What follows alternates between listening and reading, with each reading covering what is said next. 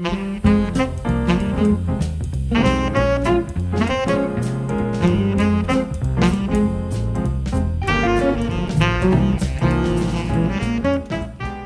to the Innovative Hotelier, brought to you by Hotels Magazine.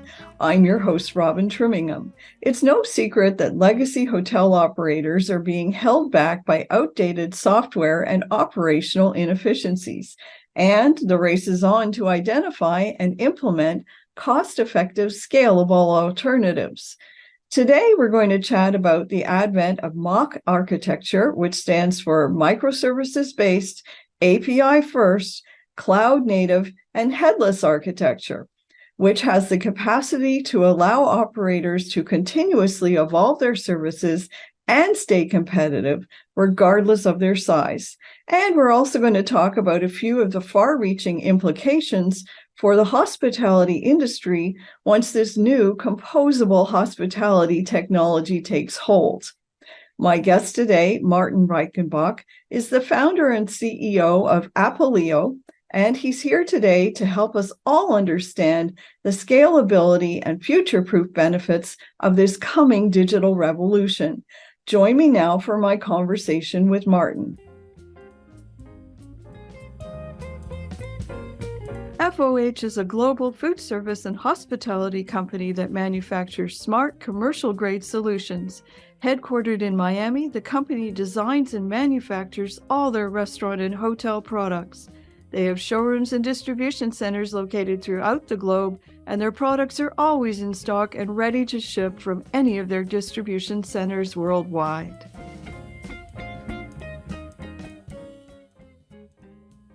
Welcome, Martin. It's great to get a chance to chat with you today. Thank you so much. Thanks for having me, Robin. I think that I'm going to learn a lot during this conversation. As you know, I get to talk to a lot of people who are involved in technology and AI for hoteliers, but I'd say this is my first exposure to MACH architecture, so I'm actually really looking forward to this. But for all of our listeners who might not be completely up to speed on all of these things, can you start off by explaining what is composable hospitality and where did this term originate? So I would go a bit back in history and think about why did we actually get to composable hospitality. In general, I think there's fundamental issues in the industry which are mostly related to systems from the past. And one of the really costly and I think widely acknowledged one is the integration capabilities. We saw this move from on-premise to cloud-hosted architecture. We saw software as a service coming up. We saw also then the advent of a couple of new interfacing technologies. And nowadays, we don't only look at software as a service or SaaS, but we look at platform technologies. Mm-hmm. And platform technologies typically come with very open APIs, and they don't even need a user interface like the typical SaaS products in the past to operate. Basically, composable hospitality continues this trend that tech stacks can be put together very much based on multiple platforms. So we talked about platforms, and modular parts are coming from different vendors. So that's why it's composable, because these parts can be removed, replaced, and you can always add, of course, additional components to that. And depending on the level of a technology understanding, a hotelier can simply use a platform product. And here we are with Apaleo, for instance, and pick other components from an app store in case the technology understanding is rather low. If you're in a very complex environment and you require a lot of tech understanding and digital understanding in enterprises, for instance, larger hotel groups, then you would actually bind together multiple of such platforms. So one platform might own the data of the customer, another platform might own the operations data of distribution, etc. So you can think about of very much different components that are composed together and create much more flexibility around what a hotel tech stack can look like and who is actually involved in that. So this is basically technology that's almost like Lego, in that you can Indeed. build it today with these blocks one way and take it apart and tomorrow build it a different way. Indeed, you don't want to have the big and integration heavy projects running, but you want to be very quick to replace certain parts and add different Lego pieces to that. And that's also one of the phrases that some of our people use when they talk to customers, that you're basically like in a toy shop and you find all these Lego pieces to put together. And this is what the foundation of all of this is. That's very interesting. So I also, when I was preparing for all of this, I'm doing a little reading, and I came across this other term, MACH architecture. And I understand there's 4 components. Can you explain this a little bit? Yes, this abbreviation, and the same is actually true for composable. It's not a hospitality term. It's something that is also widely used in other industries like e-commerce, which is driving a lot of the innovation in that space, but also banking has composable banking, and MACH architecture is one of the foundations here. So MACH is the abbreviation for microservices, API first, cloud native, and headless. So when we look at microservices, it means that there are distinct modules inside a platform. You can look at this from an internal perspective, where you say, if you have all these different services bound together through connectivity, it's easier internally to develop on each of these, because you don't have all these dependencies which you had in the big systems from the past. But of course, if you consider, for instance, Apaleo as a property management platform, which replaces a PMS, then you have services around inventory management, so everything around your rooms and any space you want to manage, the rate management, so all the prices that you want to set and restrictions, etc. You might have an accounting service, or you do have an accounting service, and so on. So in extreme cases, you could even decouple these and take, an accounting service from vendor A and rate management from Apaleo. But to make it more simple and to replace a PMS, you would not try to have 5 vendors for these. But when you think about microservices as, different platforms, different products, and all of them are built through microservices, the connectivity makes it much more attractive to couple different services from different providers. The A as API first describes, on the one side, a development approach. So it means you're not really looking at things from the user interface anymore, but you really look at things from what does the connectivity layer look like. So APIs are built as the first thing. That means, when you want to set up a hotel on Apaleo, for instance, you would be able to do this through an API. You don't have to go into some back office to do this, but you could just simply use APIs for that. This is, of course, for partners, very friendly, but also for what I mentioned before, enterprises, when they don't want to rely on all what Apaleo is providing in terms of user interface, they can just build their own on top of the APIs.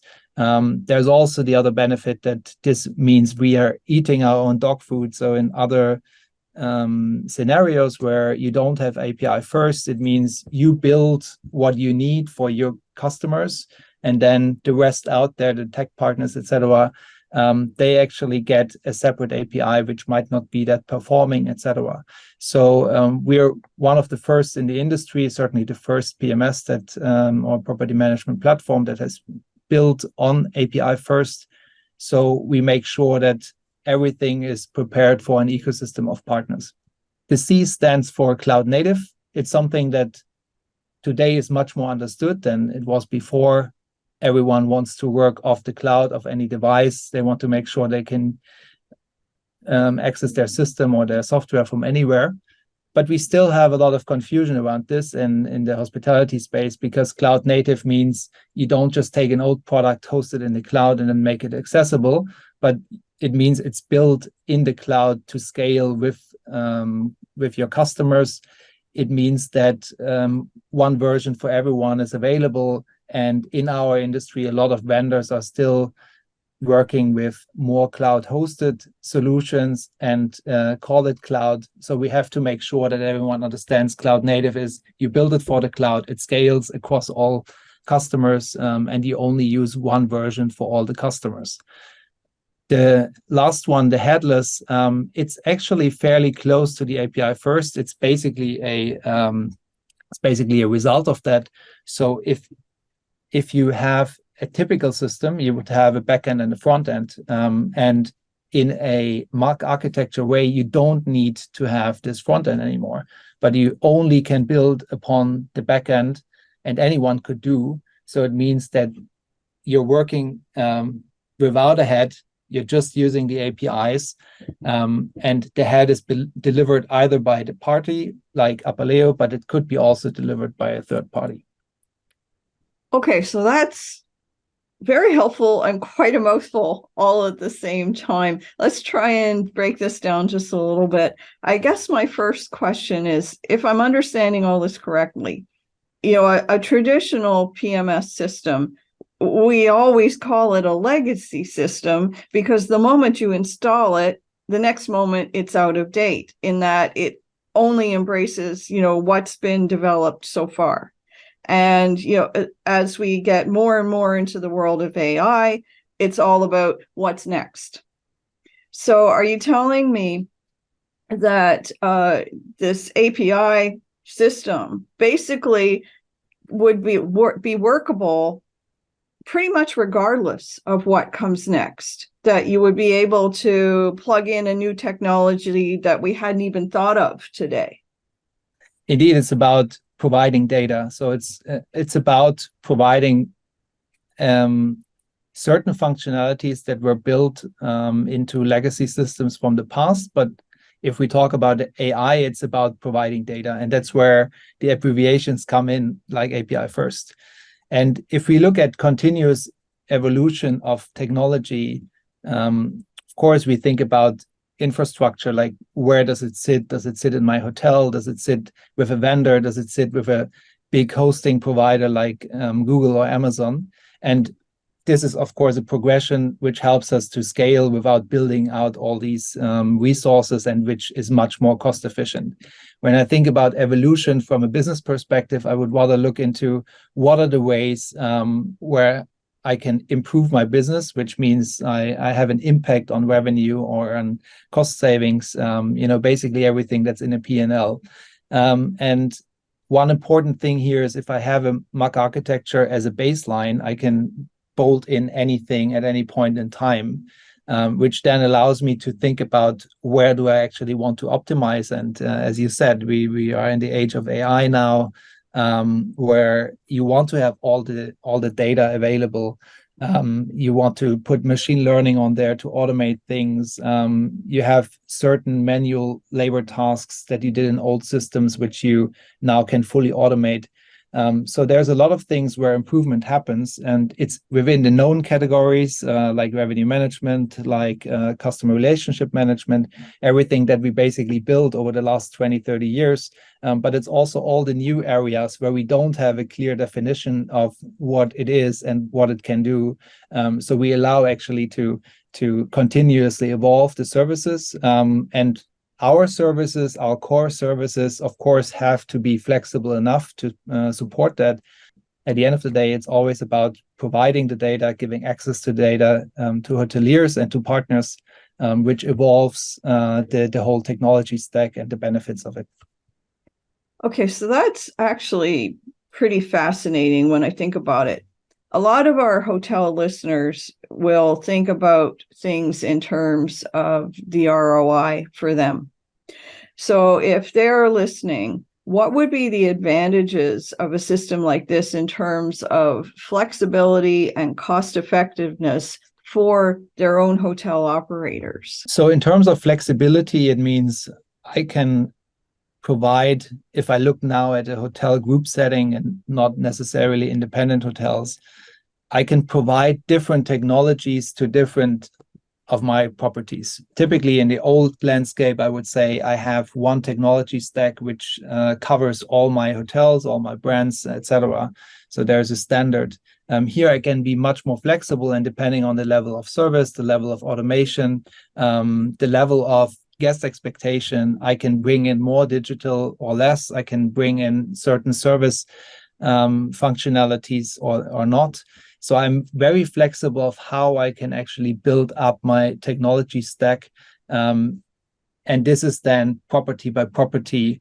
And this, of course, is one of the big benefits when I think about flexibility. When I think about the cost efficiency, one of the big questions that we always get asked, how much more guest satisfaction do I achieve if I bring more digital technology to the guest? So this is where a lot of our hotels are benefiting, and a lot of the users of MACH architecture are benefiting, because suddenly the guest journey is not depending on the PMS provider anymore, or if the PMS provider even wants to sell their own services in that space, but you can really custom build and adjust to the needs of your guests, depending on the location, depending on the type of hotel region, etc. So there's, of course, then a cost efficiency also, because the guest can take on some of the services that were handled manually in the past, like a check-in, a check-out through their devices. And on the other side, also, you can get your staff to focus on the right things. For instance, there are certain processes which are repetitively done. So in some of our customer cases, there's 50, 60 processes that are fully automated, which of course also means that you can think about what to we use the staff time for. So we do see a lot of cost savings on that side. And then we have all the unknowns of AI plugging into that data and thinking about how can I improve certain things in the setup, how can I improve pricing, how can I improve other topics of the hotel operations, which can, of course, also lead to a lot of cost savings at the end of the day. Okay. So the other part of the hotel operations that has to be convinced is anybody involved in IT and security. Traditionally, we hear cloud storage is the way to go. Why, in your opinion, is a digital ecosystem the safest and most scalable option for the hotel industry? So a digital ecosystem, of course, has to be secured. And this is independent if this digital technology sits inside your hotel, if it sits with a vendor, if it sits at Amazon. The question is, who can deploy most resources to keep it safe, and the aggregation and making it scaled into a data center which holds 100,000s of hotels is certainly much more able to spend money on security than if you put, let's say, your server in the hotel. Where it then needs to, where every vendor basically needs to provide the security. And I think this is something where we also see that old setups are challenged from time to time. When you think about the big fraud cases, the big customer data theft cases, I think they always appear in an environment which we deem as very safe, because it's somehow in-house, it's built over decades in a lot of cases. What we need to make sure is that the new ways of security, and this means we can secure who accesses certain systems. We have mechanisms in place to make sure that we validate the authenticity of a person. These kind of things we as vendors have to put in, and then things are suddenly getting much more safe, because you have much more reliability on who actually accesses your services. So it's the investment of the big infrastructure providers on the one side to make sure that these kind of attacks are being taken care of, and on the other side, it's the responsibility of each vendor to make sure that their products are safe, and that means safe from a privacy and compliancy perspective. So you're GDPR compliant in Europe, for instance. You make sure you don't you don't expose guest data to partners that don't need guest data. So there are things where we as platform providers, of course, have to be very thorough in how we build APIs, how we give access to APIs. And this is our day and night job. And that's what we employ specialists for, and where we need to make sure that we have the resources that an individual hotel running their server in the basement is not able to deploy. So it's all the aggregation of resources at different places where it's really about investing into security. And this is better done in a cloud environment than it is in a single location environment. Established in 2002, FOH is a woman-owned global food service and hospitality company that manufactures smart, savvy, commercial-grade products, including plateware, drinkware, flatware, hotel amenities, and more. Driven by innovation, FOH is dedicated to delivering that wow experience that restaurants and hotels crave, all while maintaining a competitive price. All products are fully customizable, and many are also created using sustainable, eco-friendly materials such as straws and plates made from biodegradable paper and wood and PBA-free drinkware. FOH has 2 established brands: Front of the House, focused on tabletop and buffet solutions, and Room 360, which offers hotel products. Check out their collections today at fohworldwide.com.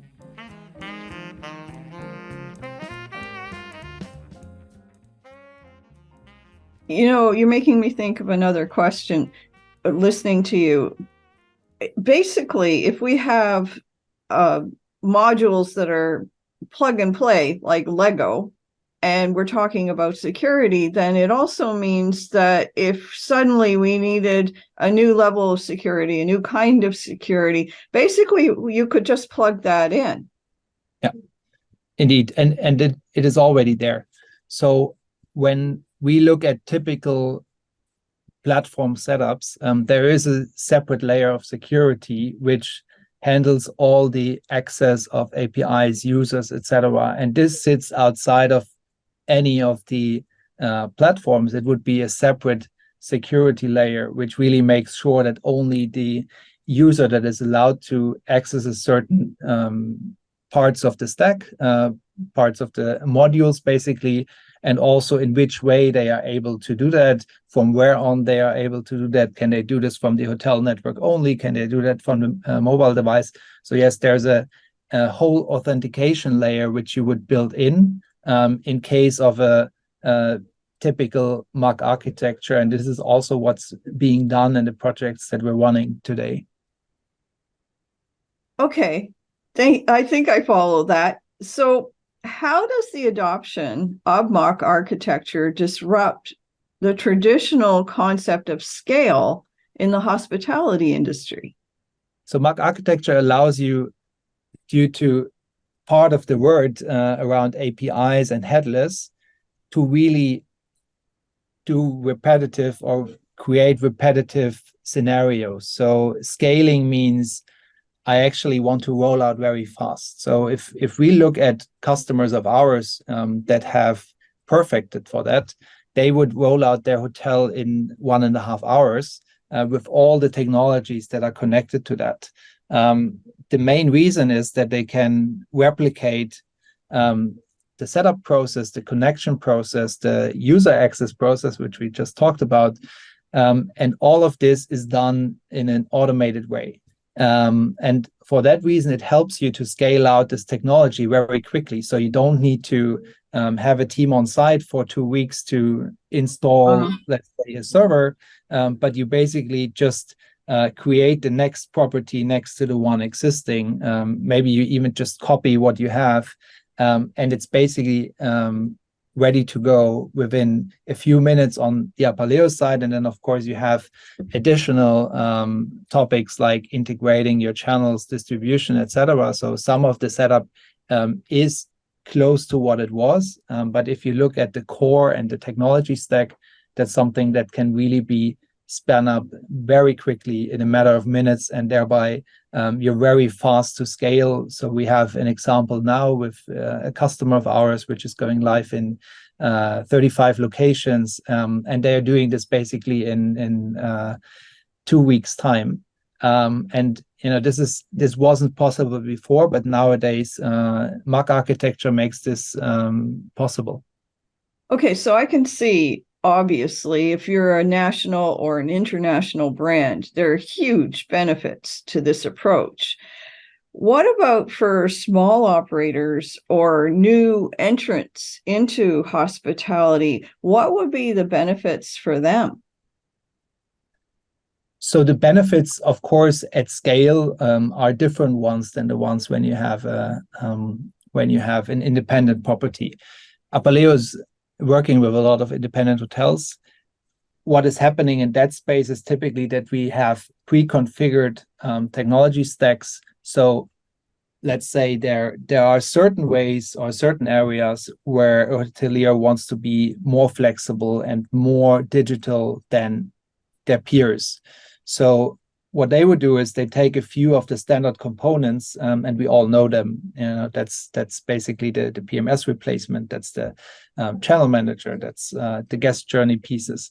So these would be fairly standard, also coming from different vendors, but fairly standard in the stack. And then what you would focus on is really the differentiators for your business. So what are the things where you want to stand out? And this is where the MACH architecture gives a lot of benefits to the smaller and independent hoteliers, because next to having standard components, they can also build whatever custom needs they have. So if you're an independent hotelier and you want to roll out MACH architecture, you would do this in a very simplistic scenario first, and then you think about what do I need to do in order to stand out, to either drive more revenues, drive higher guest satisfaction, drive better staff experience, and then you would focus very much on these areas. So that's really interesting. How can the use of MACH architecture enable the creation of new hospitality brands with lower all investment? So new brands should have new propositions, and new propositions today means I'm more attractive to a certain type of guest. We do see that digital natives, Gen Z, a lot of people are looking more into digital innovation. We are working and seeing people that are deploying or applying cryptocurrency, for instance. We do see the creation of NFTs, so things which, of course, we didn't hear of a decade back. And of course, these have to be supported by the core systems, because otherwise it's just creating overhead and you will not be able to scale this.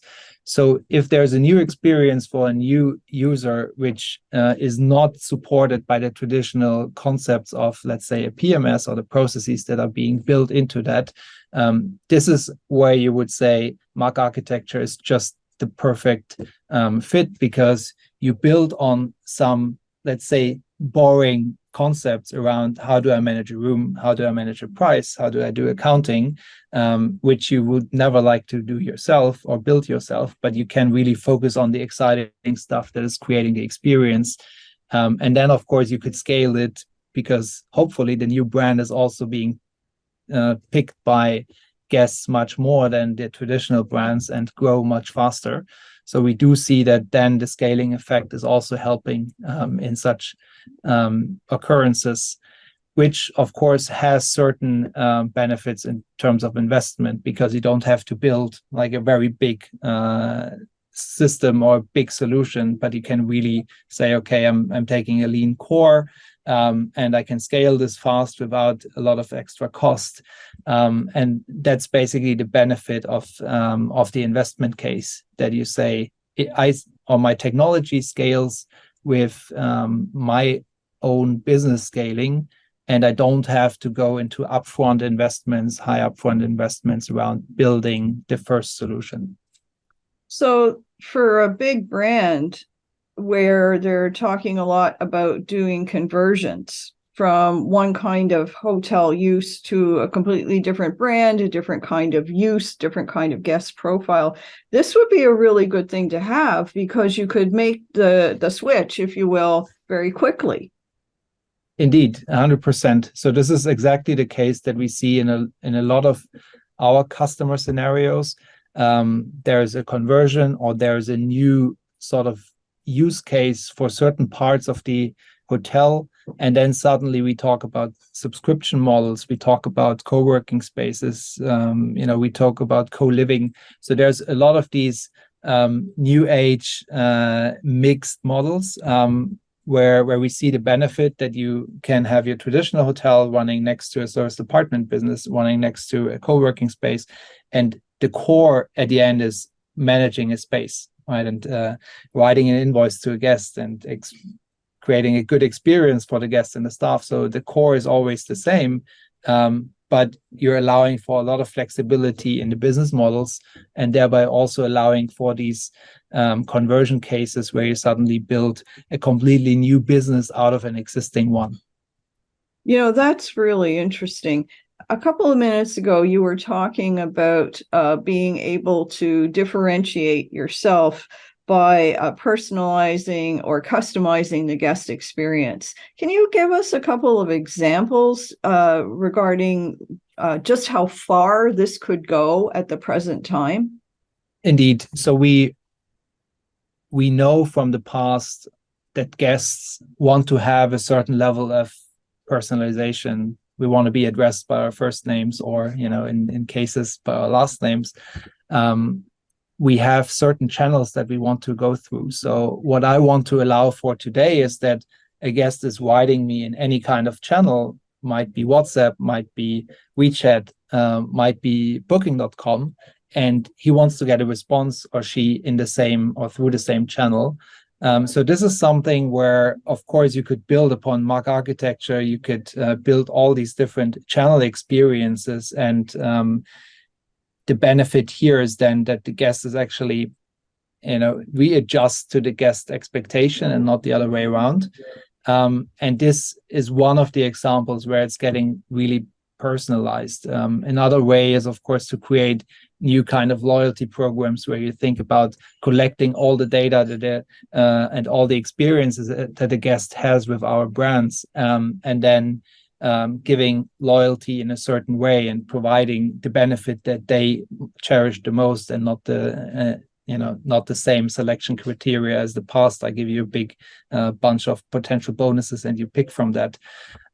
We do have the personalization through the new kind of booking experience where you don't pick a rate plan or a certain room type, but you really pick by features. So this is also something where MACH architecture helps, because you have a much more fine-grained inventory management, at least in the occurrences that we see, where you can then take a room attribute and take this as a personalization example and say certain guests want to have certain features in their room.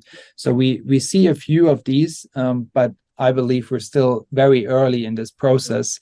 We have payment channels, payment methods that the guest can pick from. So we're not demanding every guest to pay with their credit card, but make sure we adjust to their needs in that area. And it goes just beyond all the touch points with the guests where we can think about personalization. And then again, it's depending a bit on the hotel concept or the hospitality concept and product that we're working with, where we actually invest the time, or where our customers invest the time to personalize. But yeah, there is an endless amount of opportunity in that area. Talking about AI like we did in the beginning, of course, there's much more how we can help guests, how we can do predictive work in the future. And we're only at the beginning of this one. You mentioned something that really resonated with me. So I'm wondering whether or not you can answer this. One of the big, I hesitate to use the word, but one of the big challenges inside a hotel is assigning rooms for guests on check-in. That's been a very, very labor-intensive task in the past. in which really the guest is having to adjust to the hotel when it really should be the hotel meeting the guest expectations or desires. Can this kind of technology make it much easier to figure out which guests are really coming because they want the ocean view, and which guest is much more interested in being way down the end of the hall because it's quieter? It's definitely a yes. There are different ways to think about this. On the one side, on the, let's call it the easy side, I allow the guest to pick the room. Of course, this creates some operational issues, but there are the technologies and there are the vendors out there which plug into a platform like Apaleo, and then they offer to the guest to pick the room, and then they can decide, do I want the ocean view or do I want to have the forest view or whatever it is. And then there's the more sophisticated predictive models, and some of them are, taking information from the channels and then assign the rooms sort of automatically, where you have machine learning concepts behind it, etc., especially in large hotels. And the most interesting area will be certainly where you think about, can I profile my guests well enough from all the information that I gathered through the website, through the journey, maybe through the past experiences in other hotels, maybe through their reviews from other pages. And then it's back to, where do I get that data from? Is this originally done inside the platform? I would say, well, no, it's probably the platform as one source of information alongside all others. And then you think about, how do I combine this? And one example that we have there is really one of the customers which builds or uses customer data platform, or a customer data platform, where they try to collect all this information to build sort of this perfect guest profile, and then create room assignments, the setup of the room, the layout, and etc., exactly according to the guest standards.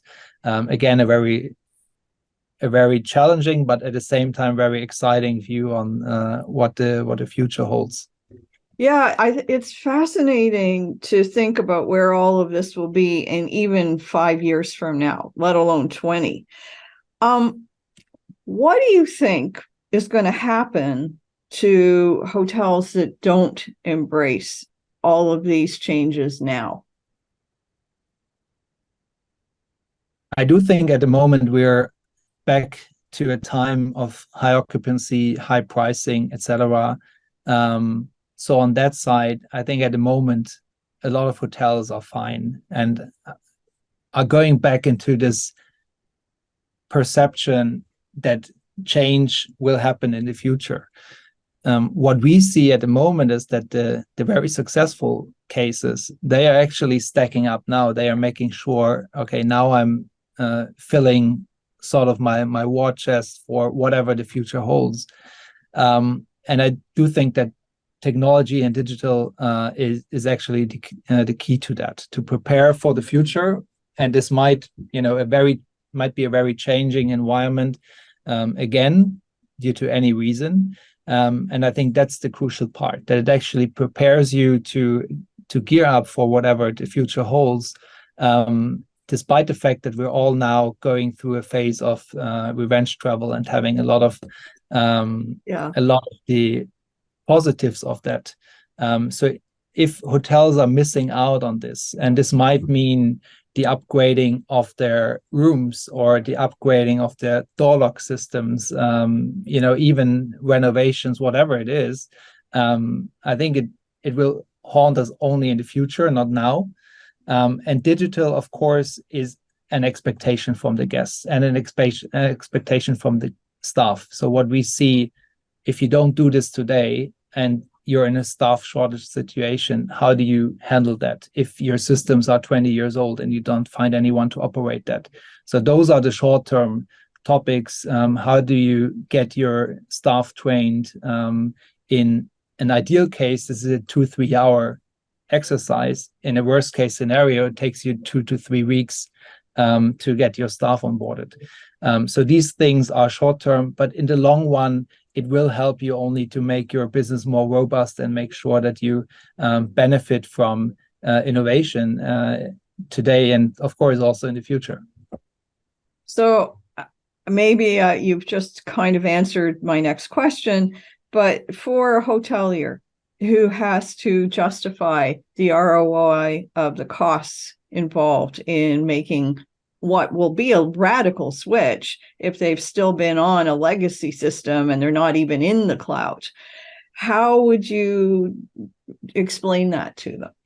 Yeah, I think there's a few very, very easy ones. So there's a cost related to onboarding staff. There's a cost related to replacing staff that's not there anymore. And Mark can help you, as well as modern technology in general, to really bring down the cost through automation and through making your business running more efficiently. On the other side, being flexible in addressing what you mentioned before around I have a conversion case, I have a case where I want to try out new business models to increase my revenues. Of course, you have to have flexibility in your tech stack to do that. You have to be able to use not only hospitality software, but also software from the outside, which is not the case if you run traditional systems.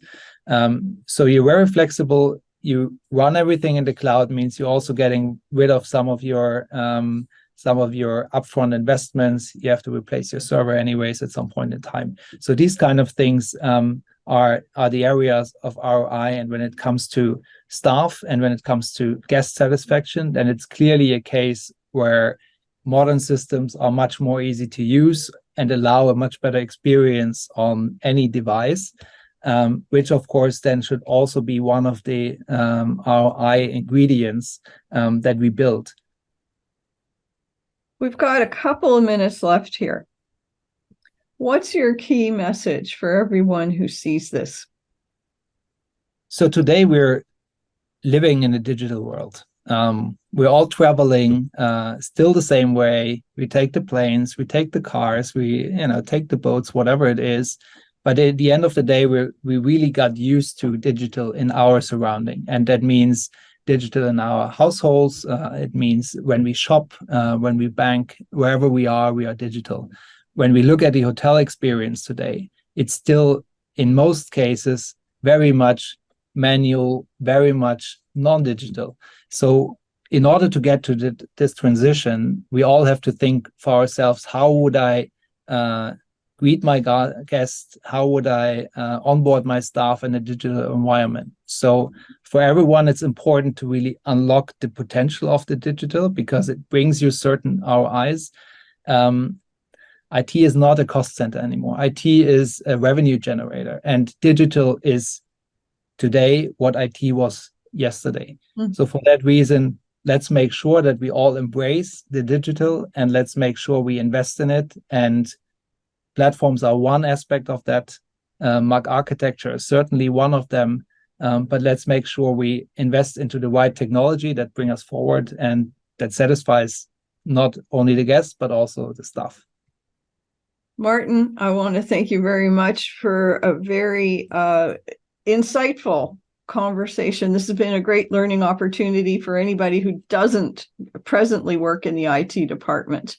You've been watching The Innovative Hotelier. Join us again soon for more up-to-the-minute insights and information specifically for the hotel and hospitality industry.